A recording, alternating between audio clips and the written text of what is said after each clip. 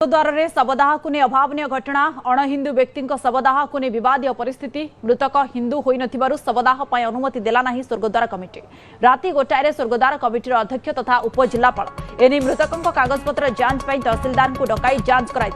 उपजिलापाल और तहसिलदार निर्देश क्रमे मृतकों कागजपत्र जांच होता स्वर्गद्वार बाहर रही मृतदेह और राति गोटाए से एक अंडरटेकिंग लेखि फेराई दि जाता मृतदेह मृतक हेले पुरी रामचंडी साहिर आल्फ्रेड साहू सेमानंक परंपरा रे शव सत्कार पाई कुहा जाइतिला एक अभावनीय घटना देखिबा पाई मिलितिला पुरी स्वर्गद्वार निकट रे मृतकों कागजपत्र मध्य जांच करितिला प्रशासन उपजिलापाल तहसिलदार पहुंची सेठारे जांच करितिले कागजपत्र एवं परंपरा रे सत्कार करिबा पाई प्रशासन पक्षरु निर्देश दिया जाइतिला।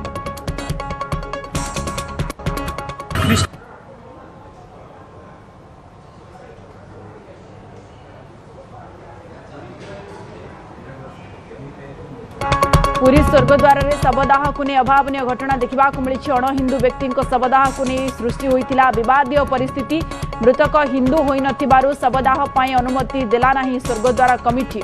राति गोटाए स्वर्गद्वार कमिटी अध्यक्ष तथा उपजिलापाल एने मृतकों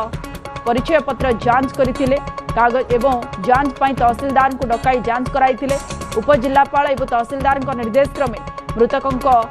कागजपत्र जांच करा जाइथिला एवं स्वर्गद्वार बाहर मृतदेह रखा जाइथिला राति गोटाए से अंडरटेकिंग लेखि फेराई दि जाइथिबा सूचना रहुछि मृतदेह फेराई दि जाइथिला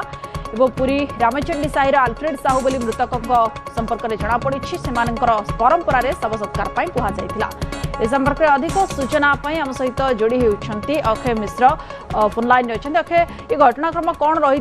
शेष में मृतकों को फेराई दि जाइथिबा कुहा जाउछि एवं सेठारे स्वर्गद्वार रे सत्कार करिबा पई परिवार लोक नहीं आसीथिले कौन परिस्थिति होइतिला।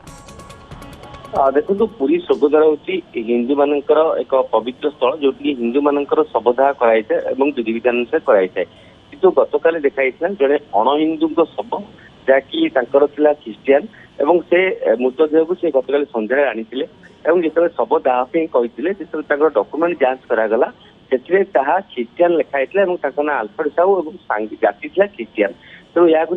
पुत्र कहते कि आम ख्रीस्टियान हिसाब से शवदाह करूँ कि पुओ कहते कि बापा होती आमर हिंदू और आमर हिंदू अनुसार शवदाह हम यही बद को लेकिन से शव को दाह करने अनुमति दिगला ना और घटनास्थल में पुरी तहसिलदार और स्वर्गद्वार कमिटी अध्यक्ष उपजिलापाल पहुंची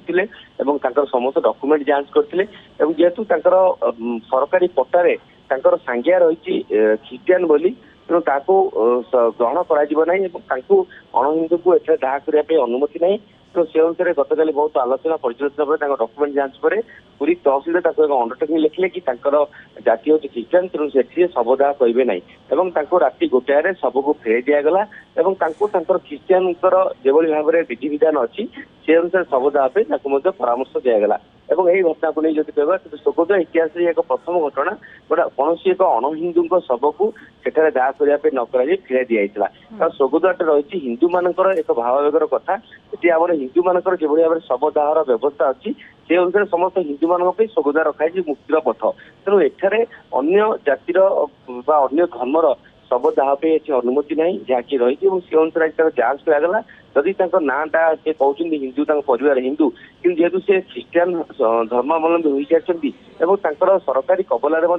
नाटा ख्रीस्टियान बोली लिखा जाए जाति तेणु से अनुसार तहसिलदार जांच करते संपूर्ण अनुधान पर शव फेर दिखाई स्वर्गद्वार ये घटना को नहीं प्राय गतकाली संध्या 7टार मृतदेह आज पहुंची